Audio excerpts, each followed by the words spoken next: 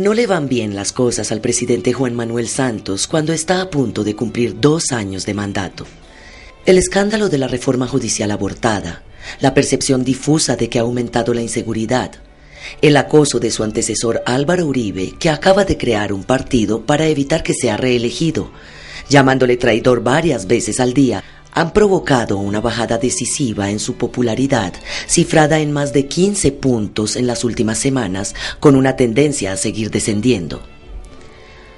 ¿Hasta qué punto es cierta la idea de una inseguridad creciente en Colombia?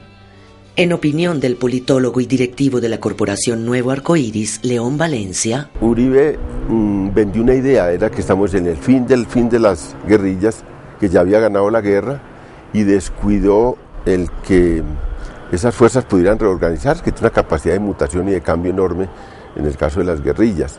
Y entonces se descuidaron las Fuerzas Armadas y eso volvió a tomar ventaja, y tenemos unas guerrillas disminuidas en su número, en las fronteras, con bajas muy sensibles en los mandos superiores, pero una guerrilla que se dispersó en pequeños grupos y que está teniendo una capacidad enorme de presión sobre la fuerza pública.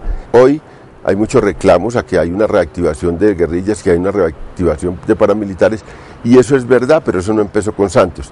En lo que hay una mejora en la seguridad es en cuanto a reducción de homicidios por parte de delincuencia común, por parte de violencia reactiva, y en eso es muy sensible. Eso indica una mayor capacidad de la policía para perseguir a delincuencia común, para controlar zonas importantes de la geografía nacional.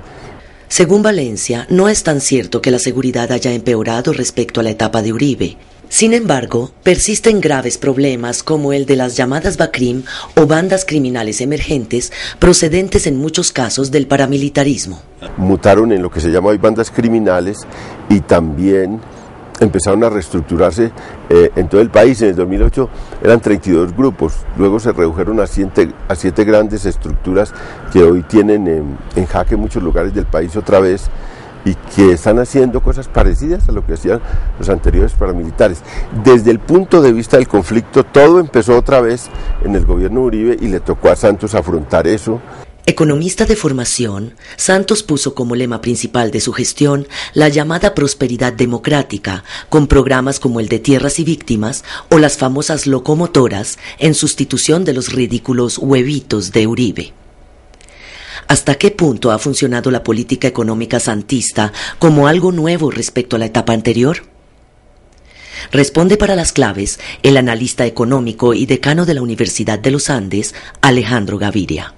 Cuando Santos asume la presidencia, lo asume, dijéramos, con una idea como de la prosperidad y con un cierto optimismo grande.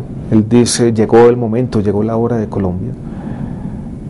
Yo creo que ese optimismo ha comenzado a decaer, y cuando ese discurso un poco vago de la prosperidad ha comenzado a de alguna manera perder fuerza, no veo muchos objetivos y eso me preocupa.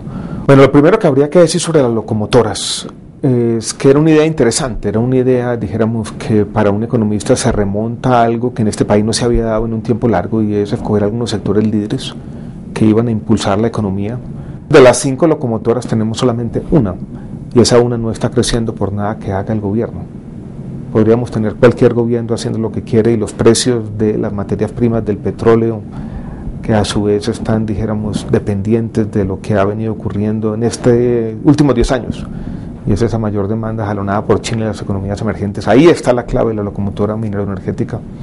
En cuanto a la suspendida reforma a la educación y el marasmo en la salud, el decano de Economía de los Andes concluye.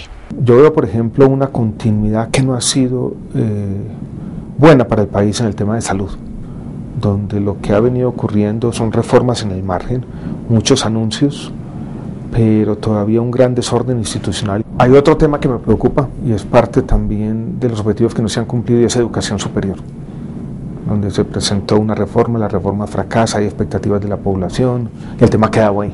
Respecto a los tratados de libre comercio ya suscritos, Alejandro Gaviria sostiene: firmar un montón de TLC sin no tener una buena infraestructura parece contradictorio.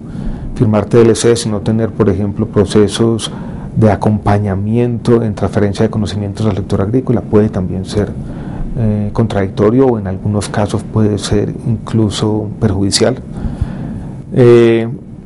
Lo más complicado de todo esto es que las capacidades estatales siempre son una variable clave para que esos procesos tengan éxito, y eso es lo que no tenemos, ¿no?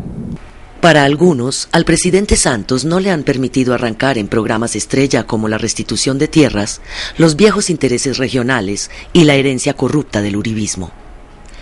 Para otros, como el excandidato presidencial del Polo Democrático Carlos Gaviria, Santos representa los mismos intereses de Uribe con otros métodos. Aunque no puede ignorarse el gran logro que supone la normalización de las relaciones con la región. Para muchos, es un presidente de anuncios más que de realidades. Pasados 2 años desde que consiguió vencer a la ola verde de Antanas Mockus, ¿cuál es el balance real del gobierno Santos?